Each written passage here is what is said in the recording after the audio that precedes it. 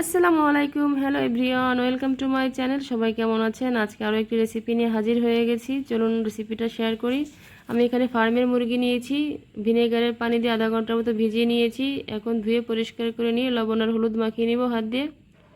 যারা ফার্মের মুরগি খান না তারা অবশ্যই এভাবে রান্না করবেন, তাহলে সবাই খাবেন। ফার্মের মুরগি যদি আপনি ভিনেগারের পানি দিয়ে ভিজিয়ে রাখেন তাহলে সব ধরনের ব্যাড স্মেলগুলো চলে যায়। তো আমি এখন মুরগিটাকে আধা ঘন্টার মতো রেস্টে রাখবো। অন্যদিকে কড়াই গরম করে নিয়েছি, দিয়ে দিয়েছি তেল। এখন পেঁয়াজ কুচি দিয়ে দিচ্ছি। পেঁয়াজটাকে আমি ব্রাউন কালার করে ভেজে নিব, বলতে পারেন পেঁয়াজ বেরেস্তা করব। তো পেঁয়াজ ভাজা হয়ে গেছে, এখন তুলে নিব। পেঁয়াজটাকে আমি রান্নার শেষে ইউজ করব। তো এখন দিয়ে দিচ্ছি চিকেনগুলো, সবগুলো চিকেন দিয়ে দিব।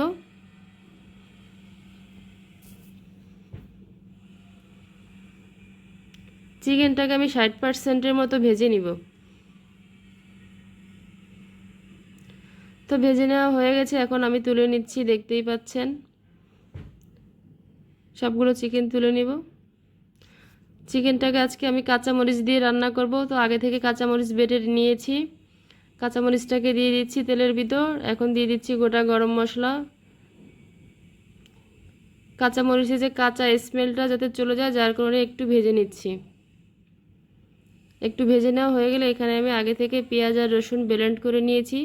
এখন দিয়ে দেবো পেঁয়াজ আর রসুন বাটা। দিয়ে দিলাম পেঁয়াজ রসুন বাটা, আরও একটু নাড়িয়ে চাড়িয়ে নেব। এখন দিয়ে দিচ্ছি 1 চামচ হলুদের গুঁড়া, 1 চামচ ধনের গুঁড়া, 1 চামচ জিরার গুঁড়া। দিয়ে দিচ্ছি 2 টেবিল চামচের মতো টমেটো সস।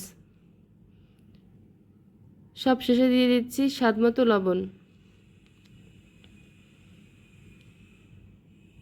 একটু নাড়িয়ে চাড়িয়ে মশলাটাকে কষানোর জন্য একটু করে গরম পানি দিয়ে দিচ্ছি।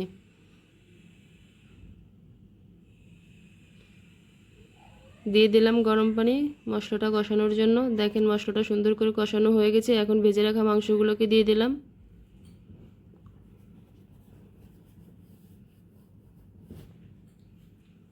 তো আমার মাংসটা কষানো হয়ে গেছে, এখন আমি এখানে ঝোলের পানি অ্যাড করে দিব।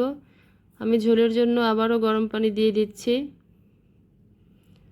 মাংসটাকে যেহেতু আমি ভেজে নিয়েছি, এখন 5-6 মিনিট জাল করে নিয়ে রান্না করে নিব।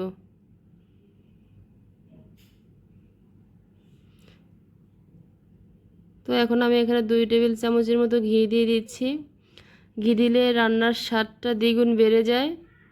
অবশ্যই এটা দেওয়ার চেষ্টা করবেন, যারা করে নাই তারা করবেন। এখন আমি একটা বাটিতে ঢেলে নিচ্ছি, দেখতেই পাচ্ছেন। দেখেন কত সুন্দর কালার আসছে। সবাই বাসায় ট্রাই করবেন এভাবে রান্না করার জন্য। এখন আমি পেঁয়াজ বেরেস্তাটা দিয়ে দিলাম মাংসের উপরে। তো ভিডিওটি ভালো লাগলে অবশ্যই লাইক কমেন্ট করবেন। আজকের মতো এখানেই বিদায় নিচ্ছি। আল্লাহ হাফেজ।